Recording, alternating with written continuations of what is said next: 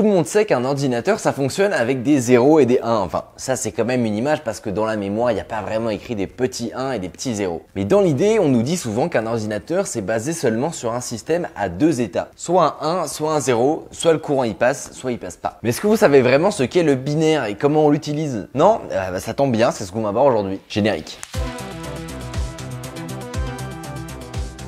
C'est vrai, ça, les systèmes d'exploitation qu'on utilise tous les jours, ils sont quand même vachement complexes et les données qu'on sauvegarde sur nos disques durs sont quand même hyper variées. On a du texte, des images, des vidéos et on nous dit que tout ça, c'est censé être stocké uniquement avec des 0 et des 1. On est d'accord, ça peut paraître vraiment étrange et d'ailleurs dans cette vidéo, on va essayer d'y voir un peu plus clair. Alors je vous préviens, il va y avoir un tout petit peu de maths, rassurez-vous, rien d'insurmontable, mais accrochez-vous un petit peu et puis dites-vous que ça en vaut le coup, ça devrait forcément vous servir de comprendre un petit peu mieux comment fonctionne un ordinateur en profondeur. Et puis avoir un fond d'écran avec des 0 et des 1 c'est bien, mais savoir à quoi ils servent c'est mieux. Il faut savoir que nous les humains on utilise un système décimal de façon quasi universelle. Ça vient probablement du fait qu'on a 10 doigts mais pour compter on utilise un système à 10 chiffres. Une fois qu'on arrive à 9 on décide de faire un paquet avec les 10 chiffres et de recommencer à 0. Et une fois qu'on a fait 10 petits paquets de 10 on décide d'en faire un 10 fois plus gros et ça fait une centaine. On dit qu'on compte en base 10. Alors là vous êtes en train de vous dire, Micode est en train d'essayer de nous apprendre à compter. Bon, je ne vous ferai pas cet affront, mais il faut savoir que c'est pas du tout évident en fait comme manière de compter. On aurait pu tout à fait choisir autre chose que 10 pour faire nos paquets. Par exemple, on peut dire que 8 et 9 sont des chiffres qui n'ont jamais existé. Oh là, j'ai trouvé une nouvelle théorie du complot. Du coup maintenant on n'a plus que 8 chiffres et au lieu de faire des paquets de 10, on va faire des ensembles de 8. Donc en base 8, le nombre 23 c'est 3 plus 2 paquets de 8. Donc c'est 19 dans notre base 10 à nous. 23 en base 8, c'est 19 en base 10. Je vous l'accorde, au début ça peut faire un petit peu bizarre, mais quand on comprend vraiment la logique, ça devient tout de suite limpide. Bon, et du coup pour notre ordinateur, on a choisi la base 2 ou la base binaire. Tout simplement parce que électroniquement, c'est le plus simple à faire. Soit le courant passe, soit il passe pas. En soi, on aurait pu tout à fait dire, soit il passe un petit peu, soit beaucoup, soit il passe pas. On me voit, on me voit plus. On me voit un peu, on me voit plus. On me voit. Et on aurait fait un ordinateur ternaire. À noter qu'il y a quand même eu des projets d'ordinateurs ternaires, mais sachez qu'aujourd'hui, tous nos ordinateurs, ils sont en base 2. Donc pour les ordinateurs quantiques, c'est un petit peu plus compliqué, mais on va éviter d'en parler aujourd'hui. Donc dans votre PC, on a le droit à deux chiffres, 0 ou 1. Dans le cadre du binaire, on appelle ça un bit. Par exemple, le nombre 111 en binaire, c'est 1 plus un paquet de 2 plus un paquet de 2 fois 2.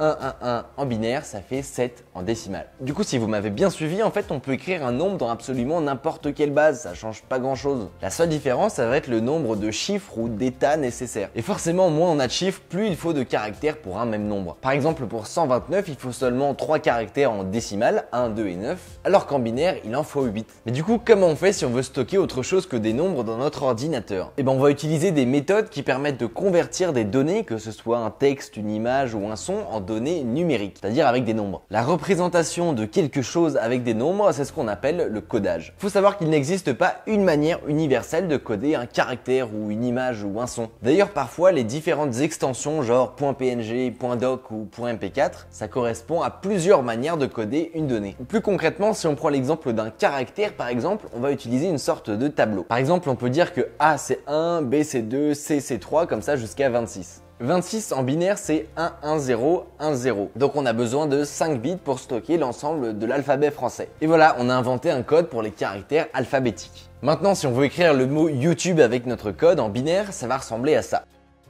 Bon, en vrai, il est un peu nul notre code parce qu'on peut pas faire d'espace ni de caractères spéciaux ou de chiffres. Mais dans l'idée, c'est vraiment comme ça que ça marche. Et puis en vrai, on préfère utiliser des paquets de 8, qu'on appelle d'ailleurs les octets, que vous avez sûrement déjà entendu quelque part, et pas du tout des paquets de 5. Heureusement, les méthodes de codage qui sont vraiment utilisées permettent de faire absolument tout ça, comme le code ASCII par exemple, qui est probablement le plus connu. Bon, à mon avis, il y aura pas non plus tout le monde qui connaît, mais en vrai, on le croise souvent. Par exemple, je sais pas si vous avez vu Seul sur Mars, mais il y a un moment où le héros arrive à envoyer un message à la Terre en mettant des panneaux autour d'une caméra téléguidée. Et bah en fait il envoie le code ASCII de chaque caractère mais en base 16. Comme quoi ça peut toujours servir quand on est perdu sur Mars. Bon, même si ça arrive pas non plus tous les dimanches, qui sait. Bon, j'espère que vous avez apprécié cette vidéo. Maintenant vous devriez avoir une meilleure idée de la façon dont on stocke les données dans un ordinateur. Même si on n'a pas pu voir la manière dont on stocke chaque type de données, ce serait totalement impossible. Mais pour les plus curieux d'entre vous, je vous laisse des liens en description. Je vous invite à voir la suite de cette vidéo que je viens là tout de suite de mettre en ligne en même temps que la vidéo que vous venez de voir d'ailleurs. Grâce à tout ce qu'on a vu là, on va voir ensemble quel est le secret des QR codes. Allez, clique! Pas possible de résister. Encore une fois, un énorme merci à ceux qui prennent le temps de laisser un pouce en l'air. Et moi, je vous dis à très vite, dans 2 secondes du coup. C'était Micode, salut!